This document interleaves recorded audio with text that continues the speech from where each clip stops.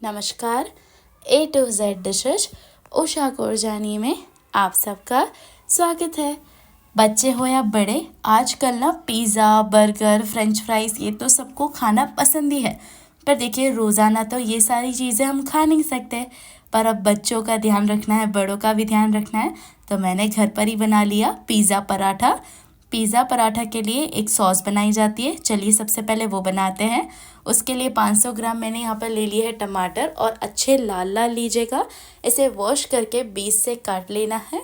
उसके बाद में मैंने यहाँ पर गैस को ऑन कर लिया है, कढ़ाई रख दिया और इस पर मैंने डाल दिया 1 गिलास पानी, और साथ ही साथ ये कटे हुए टमाटर के टुकड़े डाल देंगे और ढककर इसे हम लगभग 4 से 5 मिनट के लिए पकाएंगे। यहाँ पर 4 से 5 मिनट हो गए हैं। अब ये जो इसके ऊपर का छिलका है वो आसानी से निकल जाएगा, क्योंकि टमाटर पक चुके हैं। तो छिलका निकाल ले, और सारे टमाटरों का छिलका निकालने के बाद टमाटर को मिक्सर जार में डालकर पीस लेना है। पानी वगैरह नहीं डालना है पीसते समय। अच्छे से पीस लिया। अब उसी कढ़ाई में 1 बड़ा चम्मच तेल डालेंगे। जैसे ही गर्म हो जाए 5 से 6 लहसुन की कलियों को बारीक काट कर डाल दें। 1 मिनट तक भूनने के बाद 2 बारीक कटे हुए प्याज और 2 बारीक कटे हुए टमाटर डालकर इसे लगभग 2 से 3 मिनट के लिए भूनें। तो देख सकते हैं 2 से 3 मिनट के बाद ये कुछ इस तरह से हो गए हैं। टमाटर भी सॉफ्ट हो गया है, प्याज भी हल्का गुलाबी हो गया है। तो ये जो पके हुए पीसे हुए टमाटर जो हमने तैयार करके रखे थे वो डालें। अच्छे से मिलाने के बाद आधी चम्मच लाल मिर्च पाउडर, स्वाद के अनुसार नमक, 1/4 चम्मच काली मिर्ची पाउडर और 1/4 चम्मच मैंने ऑरिगेनो चिली फ्लेक्स डाल दिया है। आधी छोटी चम्मच चीनी और 1 चम्मच टोमेटो केचप। और चीनी डालने से मीठी नहीं होगी, सारी चीज़ें बैलेंस में आ जाएगी। अब इन सभी चीज़ों को, ये सॉस को आपको लगभग 4 से 5 मिनट के लिए पकाना है। तो ये पिज़्ज़ा सॉस बनकर तैयार है। अब आप इसे पिज़्ज़ा पर भी लगा सकते हैं। खास बात यह है कि इसे बाहर रखकर ठंडा कर लें, उसके बाद एक जार में भरकर 1 महीने तक आप इसे फ्रिज में स्टोर कर सकते हैं। तो पिज़्ज़ा पर लगा है। इसका पराठा कैसे बनाते हैं चलिए बता देती हूँ। सबसे पहले हम आटा गूंद लेंगे। तो एक बाउल में मैंने डाल दिया 2 से 3 कटोरी गेहूँ का आटा, स्वाद के अनुसार नमक और आधी छोटी चम्मच तेल। अच्छे से इसे मिला लेना है।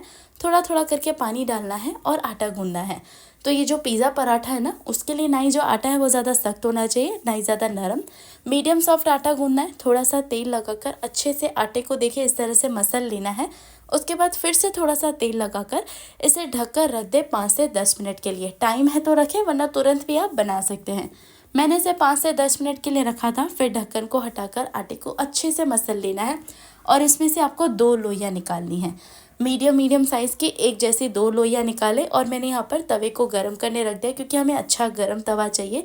देखिए एक जैसी मैंने 2 लोइयाँ निकाल ली है। अब देखिए दोनों पर मैंने सूखा गेहूं का आटा छिड़क लिया है, और दोनों को हम एक जैसा ही बेल लेंगे। ज़्यादा पतली रोटी भी नहीं बेलनी और ज़्यादा मोटी भी नहीं। देखिए इस तरह से गोल गोल मीडियम साइज़ की रोटी आपको बेल लेनी है। एक मैंने इस तरह से बेल ली है, दूसरी भी इसी तरह से हम बेलेंगे, क्योंकि पिज़्ज़ा पराठे को हम स्टफ़ करके नहीं बना सकते, क्योंकि उसके अंदर चीज़, सब्जियां, सॉसेस सब आती है। इसीलिए यहाँ पर अब एक रोटी को रखेंगे, और ये जो बनाई हुई सॉस है इस तरह से 1 या 2 चम्मच जितनी अच्छे से लगा लें। देखिए इस तरह से लगाने के बाद इसके ऊपर हम डालेंगे बारीक कटा हुआ प्याज, बारीक बारीक काटना जितना हो सके, बारीक कटा हुआ टमाटर, बारीक कटा हुआ शिमला मिर्च, और इसी के साथ इसके ऊपर मैं डाल रही हूँ सबसे पहले नमक, और इसी के साथ लाल मिर्च पाउडर मैंने डाल दिया है।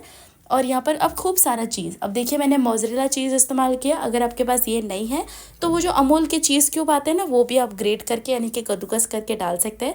अब पिज़्ज़ा पराठा है तो ऑरिगेनो तो बनता ही है, चिली फ्लेक्स है तो वो भी लगा सकते हैं, मतलब डाल सकते हैं। दूसरी रोटी को अच्छे से रख देंगे, और इसके जो किनारे साइड है उसे अच्छे से हम दबा लेंगे। उसके बाद हल्के हल्के हाथ से बेलन को इस तरह से बेलना है, ज़्यादा नहीं पर हल्के हल्के हाथ से कर लीजिएगा। उसके बाद तवे पर हम ना सबसे पहले क्या करेंगे, तेल डालेंगे। तेल डालने के बाद अब पराठे को रखेंगे, और जैसे ही ये हल्का हल्का सिकना शुरू हो जाए तो दूसरी तरफ भी तेल लगा और इसे अच्छे से सेक ले। अब आप चाहे तो इस पराठे को बटर में यानी कि मक्खन में भी सेक सकते हैं, और घी में भी, जो आप पसंद करते हैं। कोई भी इन तीनों में से एक चीज़ में पराठे को अच्छे से आपको सेकना है। देखिए थोड़ा सा मोटा है, क्योंकि अंदर इतनी सारी स्टफिंग है, तो कहीं से कच्चा नहीं रह जाए, इस बात का ध्यान रखें। पराठा सिक कर तैयार है। खूब ही टेस्टी लगता है ये, और आप देखिए कितना चीज़ी और कितना टेस्टी है। इसके साथ केचप, दही कुछ की ज़रूरत नहीं, ये बहुत ही ऐसे ही टेस्टी लगता है। बच्चे हो या बड़े सभी खाना पसंद करेंगे। जाते जाते चैनल को सब्सक्राइब करना बिल्कुल ना भूलें।